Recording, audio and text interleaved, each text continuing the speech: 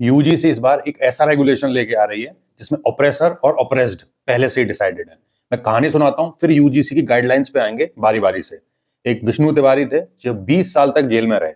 SC ST का फर्जी मुकदमा उन पे लगाया गया था और हाई कोर्ट ने उन्हें 20 साल के बाद जब उन्हें भाई इज्जत बरी किया तो उनके माँ बाप खत्म हो चुके थे, 2 भाई खत्म हो चुके थे और सारी जमीन बेच चुके थे उनके केस के लड़ने में। जातीय व्यवस्था भारतीय समाज में एकदम निहित है, बहुत डीप रूट्स हैं उसके, उसको डिनाई नहीं किया जा सकता। किसी भी जेन्युइन केस में बिल्कुल भी किसी को छोड़ा नहीं जाना चाहिए, उसके खिलाफ कार्रवाई निश्चित ही की जानी चाहिए। 2012 के जो रेगुलेशन थे उसमें यूजीसी ने साफ साफ बोला था कि अगर कोई फर्जी शिकायत करता है तो उसके खिलाफ भी दंड का प्रावधान होगा, लेकिन उसको यहां से हटा दिया गया है कि अगर कोई फर्जी केस अगर चलो करता है उसको तो रिजॉल्व होने में बहुत लंबा टाइम लग जाएगा, कोर्ट तो 20-20 साल तक चला देंगे अगर हो गया तो जो 17 साल 18 साल का अगर कोई स्टूडेंट है तो उसका तो करियर ही तबाह कर देगा ये एकदम से। मतलब इसमें सेफ्टी नेट कहाँ है? मतलब अगर किसी के खिलाफ कोई किस तरह का केस होगा वो जाएगा कहाँ एंड ऑफ द डे? कोई भी पॉलिटिकल पार्टी आपको इसका विरोध करते हुए नहीं दिखेगी। उसकी जादू की बात ये है कि लगभग 80-85% मोटा माटी अगर मान लें तो ओबीसी SC ST कम्युनिटी आती है।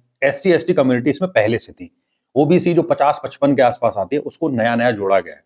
जो कमिटी थी उसमें हर पॉलिटिकल पार्टी के रिप्रेजेंटेटिव थे।